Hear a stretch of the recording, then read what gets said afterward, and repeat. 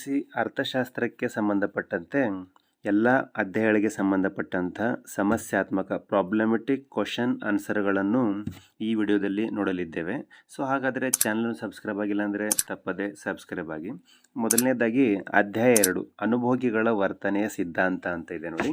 ಈ ಅಧ್ಯಾಯದಲ್ಲಿ ಬರ್ತಕ್ಕಂಥ ಎಲ್ಲ ಸಮಸ್ಯಾತ್ಮಕ ಪ್ರಶ್ನೋತ್ತರಗಳನ್ನು ನೋಡೋಣ.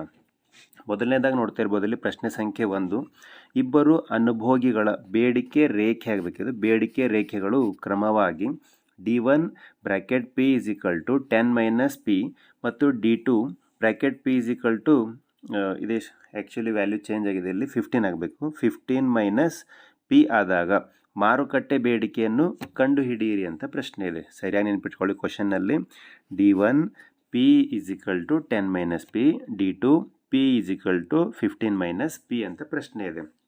ಸೊ ಆ ಸಮಯದಲ್ಲಿ ಮಾರುಕಟ್ಟೆ ಬೇಡಿಕೆಯನ್ನು ಕಂಡುಹಿಡಿಯಿರಿ ಅಂತ ಪ್ರಶ್ನೆ ಇರ್ತಕ್ಕಂಥದ್ದು. ಸೊ ಮಾರುಕಟ್ಟೆ ಬೇಡಿಕೆ ಬಿಂಬಕ ಏನಾಗುತ್ತೆ ಅಂತಕ್ಕಂಥದ್ದು ಈ ವಿಡಿಯೋದಲ್ಲಿ ನೋಡ್ತಾ ಹೋಗೋಣ.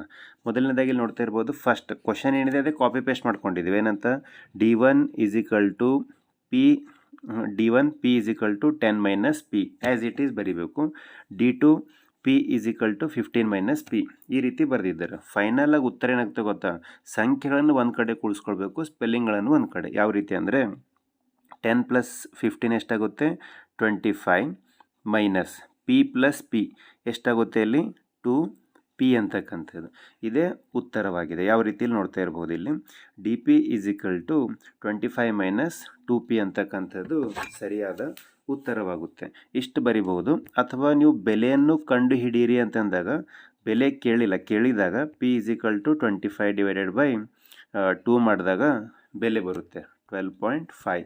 ಇದು ಪ್ರಶ್ನೆಯಲ್ಲಿ ಕೇಳಿಲ್ಲ, ಇಷ್ಟು ಕಂಡುಹಿಡಿದ್ರೆ ಸಾಕು. ಮುಂದಿನ ಪ್ರಶ್ನೆ ನೋಡ್ತಾ ಹೋಗೋಣ. ಇದು 4 ಅಂಕಕ್ಕೆ ಸಂಬಂಧಪಟ್ಟಿರ್ತಕ್ಕಂಥ ಪ್ರಶ್ನೆ ಆಗಿದೆ. ಇದಕ್ಕಿಂತ ಮೊದಲು ಹೇಳಿದ್ನಲ್ಲ ಆ ಪ್ರಶ್ನೆ 2 ಅಂಕಕ್ಕೆ ಸಂಬಂಧಪಟ್ಟಿದ್ದಾಗಿದೆ. ಸೊ 4 ಅಂಕದ ಪ್ರಶ್ನೆ ಏನಿದೆ ಅಂತ ನೋಡ್ತಾ ಹೋಗೋಣ. ಇಲ್ಲಿ ಒಬ್ಬ ಅನುಭೋಗಿಯು ಒಂದು ಸೇಬಿನ ಬೆಲೆ 5 ರೂಪಾಯಿಗೆ ಕೊಂಡುಕೊಳ್ತಾರೆ. ಎಷ್ಟು ರೂಪಾಯಿಗೆ? 5 ರೂಪಾಯಿಗೆ 15 ಸೇಬುಗಳನ್ನು ಕೊಂಡುಕೊಳ್ಳುತ್ತಾರೆ. ಪ್ರತಿ ಸೇಬಿನ ಬೆಲೆ ಮತ್ತು ನಂತರ ಏನಾಗುತ್ತೆ, ಪ್ರತಿ ಸೇಬಿನ ಬೆಲೆ 7 ರೂಪಾಯಿಗೆ ಏರಿಕೆ ಆಗುತ್ತೆ. ಏರಿಕೆ ಆದಾಗ ಅವಳು ಸೇಬಿನ ಬೇಡಿಕೆಯನ್ನು 12ಕ್ಕೆ ಕಡಿಮೆ ಮಾಡುತ್ತಾಳೆ. ಬೆಲೆ ಬೇಡಿಕೆ ಸ್ಥಿತಿಸ್ಥಾಪಕತ್ವವನ್ನು ಕಂಡುಹಿಡಿಯಿರಿ ಅಂತ ಇದೆ.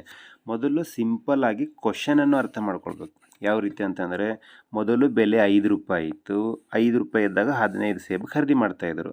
ನಂತರ ಬೆಲೆ 7 ರೂಪಾಯಿ, ಬೆಲೆ ಹೆಚ್ಚಾಯಿತು, ಬೇಡಿಕೆ 12 ಕಡಿಮೆ ಆಯಿತು. ಇವಾಗ ನಾವು ಸ್ಥಿತಿಸ್ಥಾಪಕತ್ವವನ್ನು ಕಂಡುಹಿಡಿಬೇಕು. ಯಾವ ರೀತಿ? ಸೂತ್ರ ನೋಡ್ತಾ ಇರ್ಬೋದು. Elasticity of demand is equal to change Q divided by change P into P divided by Q. ಕನ್ನಡದಲ್ಲಿ ಏನಾಗುತ್ತೆ ಅಂದರೆ, ಚೇಂಜ್ Q ಅಂದರೆ ಪ್ರಮಾಣದಲ್ಲಾದ ಬದಲಾವಣೆ, ಅದೇ ರೀತಿ ಚೇಂಜ್ P ಅಂದರೆ ಬೆಲೆಯಲ್ಲಾದ ಬದಲಾವಣೆ. ಪ್ರಮಾಣ ಅಂದರೆ ನೋಡ್ರಿ, ಇಲ್ಲಿ ಮೊದಲು 15 ಇತ್ತು, ಆಮೇಲೆ 12 ಆಯ್ತಲ್ಲ. ಸೊ ಎಷ್ಟು ಹೆಚ್ಚು ಕಡಿಮೆ ಆಯಿತು ಅಂತಕ್ಕಂಥದ್ದು. ಚೇಂಜ್ P ಅಂದರೆ ಬೆಲೆಯಲ್ಲಿ ಆದ ಬದಲಾವಣೆ. ಬೆಲೆ ಮೊದಲು ಎಷ್ಟಿತ್ತು? 5 ಇತ್ತು, ನಂತರ ಎಷ್ಟಾಯ್ತು ಇಲ್ಲಿ 7 ಆಯಿತು. ಈ ರೀತಿ ಬದಲಾವಣೆ. P ಅಂದರೆ ಆರಂಭದಲ್ಲಿರ್ತಕ್ಕಂಥ ಬೆಲೆ, Q ಅಂದರೆ ಆರಂಭದಲ್ಲಿರ್ತಕ್ಕಂಥ ಪ್ರಮಾಣವಾಗುತ್ತೆ. ಸೊ ಇದನ್ನು ತಿಳ್ಕೊಂಡು ನಾವೀಗ ಆನ್ಸರ್ ಯಾವ ರೀತಿ ಅಂತ ಬರಿತಾ ಹೋಗೋಣ.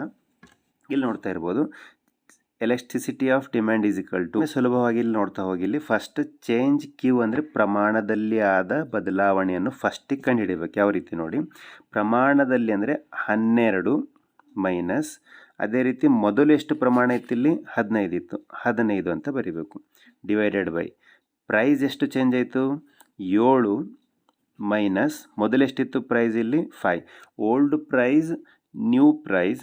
ಅದೇ ರೀತಿ ಏನಿದೆ, ಓಲ್ಡ್ ಕ್ವಾಂಟಿಟಿ ನ್ಯೂ ಕ್ವಾಂಟಿಟಿ ಅಂತ ಈ ರೀತಿ ತೊಗೋತೀವಿ. ಸೊ ನೆಕ್ಸ್ಟ್ ಒನ್ ಇಂಟು ಅಂತ ಇದೆ ನೋಡಿ, ಇಂಟು P ಮತ್ತು Q ಅಂತಿದೆ. P ಅಂದರೆ ಸ್ಟಾರ್ಟಿಂಗ್ನಾಗ ಪ್ರೈಸ್ ಎಷ್ಟಿತ್ತು 5 ಡಿವೈಡೆಡ್ ಬೈ ನಂತರ ಆ ಸಮಯದಲ್ಲಿ Q ಅಂದರೆ ಪ್ರಮಾಣ ಎಷ್ಟಿತ್ತು ಇಲ್ಲಿ 15 ಇತ್ತು. ಈ ರೀತಿ ಬರ್ಕೊಳ್ಬೇಕು. ಬರ್ಕೊಂಡ್ಮೇಲೆ ಮುಂದಿನ ಹಂತದಲ್ಲಿ ಉತ್ತರ ಬಿಡಿಸಬಹುದು. ಯಾವ ರೀತಿ ಅಂತ ನಿಮ್ಗೆ ಅರ್ಥ ಆಗಿದೆ ಅಂದ್ಕೊಳ್ತೀನಿ. ಸಿಂಪಲಾಗಿ ನೋಡ್ಕೊಳ್ಳಿ.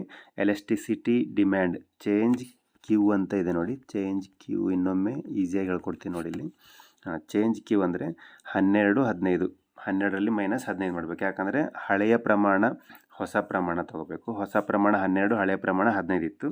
ಅದೇ ರೀತಿ ಚೇಂಜ್ P ಬೆಲೆಯಲ್ಲಾದ ಬದಲಾವಣೆ. ಬೆಲೆ ಏನಿದೆ ನಂತರ 7 ಆಯಿತು, ಮೊದಲು 5 ಇತ್ತು, ಮೈನಸ್ ಮಾಡ್ಕೊಳ್ಬೇಕು. P ಅಂದರೆ ಪ್ರಾರಂಭದ ಇರತಕ್ಕಂಥ ಬೆಲೆ 5 ಇತ್ತು, ಪ್ರಮಾಣ 15 ಇತ್ತು. ಈ ರೀತಿ ಬರ್ಕೊಂಡು ಮುಂದಿನ ಹಂತದಲ್ಲಿ ಬಿಡಿಸ್ಬೇಕು. ಯಾವ ರೀತಿ?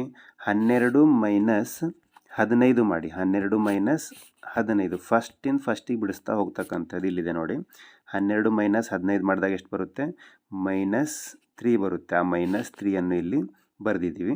ನೆಕ್ಸ್ಟ್ ಒನ್ ಏನಿದೆ ಇಲ್ಲಿ ಬಿಡಿಸ್ಬೇಕಾಗಿದೆ? 7 ಮೈನಸ್ 2 ಇದೆ. 7ರಲ್ಲಿ 2 ತೆಗೆದಾಗ ಉತ್ತರ ಎಷ್ಟು ಬರುತ್ತೆ? 2 ಬರ್ತಕ್ಕಂಥದ್ದು. ಆ 2 ಇಲ್ಲಿ ಬರೆದಿದ್ದೀವಿ. ಇಂಟು ಇದೆ ನೋಡಿ, 5/15 ಇದೆ as it is copy paste ಮಾಡ್ಕೊಂಡಿರ್ತಕ್ಕಂಥದ್ದು. ಸೊ ಮುಂದಿನ ಹಂತದಲ್ಲಿ ನಾವಿಲ್ಲಿ ಇವೆರಡನ್ನು ಬಿಡಿಸ್ಬೇಕು. ಯಾವ ರೀತಿ ನೋಡಿ, ಇಲ್ಲಿ 3 × 5 ಮಾಡಿ ಎಷ್ಟು ಬರುತ್ತೆ? 15. 2 × 15 ಮಾಡಿ ಎಷ್ಟು ಬರುತ್ತೆ?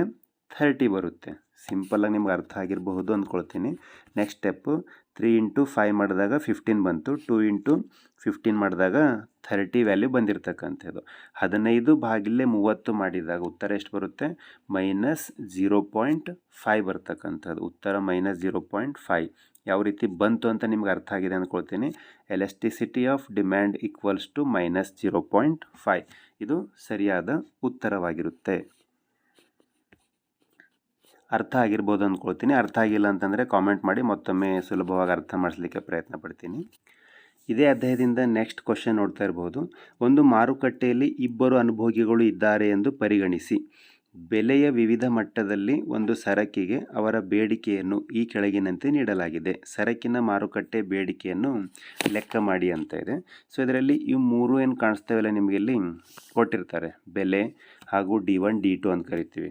ಇವೆಲ್ಲ ಕೊಟ್ಟಿರ್ತಾರೆ. ನೀವು ಕಂಡುಹಿಡಬೇಕಾಗಿದೆ ಯಾವುದಿಲ್ಲಿ? MD, ಮಾರ್ಕೆಟ್ ಡಿಮ್ಯಾಂಡ್ ಅಥವಾ ಮಾರುಕಟ್ಟೆ ಬೇಡಿಕೆ ಅಂತ ಕರಿತೀವಿ. ಸಿಂಪಲಾಗಿ ಕಂಡುಹಿಡಬಹುದು. ಯಾವ ರೀತಿ ಅಂತ ಹೇಳ್ತಾ ಹೋಗ್ತೀನಿ ನೋಡಿ. ಇಲ್ಲಿ ಇಷ್ಟು ಅಲ್ಲೇ ಕೊಟ್ಟಿರ್ತಾರೆ. ಸೊ ನಾವು ಮಾಡಬೇಕಾಗಿದ್ದು ಕೇವಲ ಪ್ಲಸ್ ಮಾಡಬೇಕಷ್ಟೇ. D1 + D2.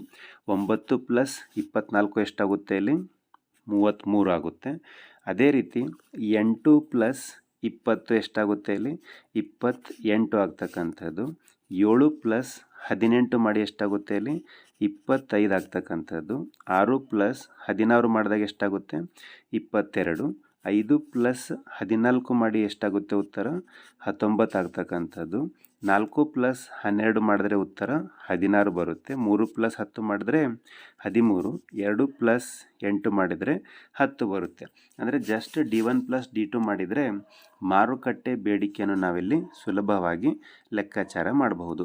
ಸೊ ನಿಮಗೆ ಇದು ಅರ್ಥ ಆಗಿದೆ ಅಂದ್ಕೊಳ್ತೀನಿ. ಸೊ ಇಡೀ ಅರ್ಥಶಾಸ್ತ್ರಕ್ಕೆ ಸಂಬಂಧಪಟ್ಟಂತೆ ಎಲ್ಲ ಸಮಸ್ಯಾತ್ಮಕ ಪ್ರಶ್ನೆಗಳಿಗೆ ಉತ್ತರ ಸಂಬಂಧಪಟ್ಟಂಥ ವಿಡಿಯೋಗಳನ್ನು ಮಾಡಲಿದ್ದೇನೆ. ಇದು ಪಾರ್ಟ್ 1 ಮಾತ್ರ. ಅಂದರೆ ಇದು ಕೇವಲ 2ನೇ ಅಧ್ಯಾಯಕ್ಕೆ ಮಾತ್ರ ಸಂಬಂಧಪಟ್ಟಿದೆ. ಉಳುಕಿದ್ದು ಪಾರ್ಟ್ 2 ಅಂದರೆ ನೆಕ್ಸ್ಟ್ ಅಧ್ಯಾಯಗಳಿಗೆ ಸಂಬಂಧಪಟ್ಟಂಥ ವಿಡಿಯೋಗಳು ಮುಂದಿನ ಸರಣಿಯಲ್ಲಿ ಬರ್ತಕ್ಕಂಥದ್ದು. ಸೊ ನಿಮಗೆ ಇನ್ನೂ ಪ್ರಾಬ್ಲಮೆಟಿಕ್ ಕ್ವಶನ್ ಆನ್ಸರ್ಸ್ ಬೇಕಂದರೆ ಕಾಮೆಂಟ್ ಮಾಡಿ, ಅವುಗಳಿಗೆ ಸಂಬಂಧಪಟ್ಟಂತೆ ಆದಷ್ಟು ಬೇಗ ವಿಡಿಯೋ ಮಾಡಿ ಬಿಡಲಿಕ್ಕೆ ಪ್ರಯತ್ನ ಪಡ್ತೀನಿ.